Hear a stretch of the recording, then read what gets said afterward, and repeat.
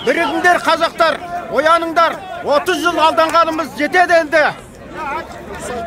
Алға Қазақстан!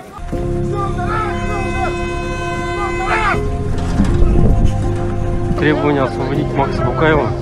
Это некому говорить, как кроме меня.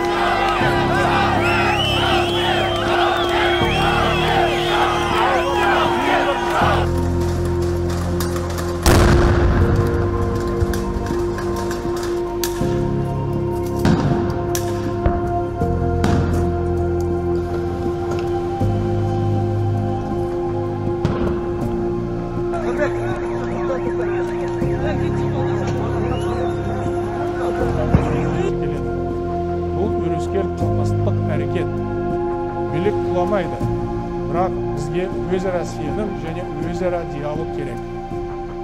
Вновь обращаюсь к вам проявить благоразумие и не поддаваться на провокации.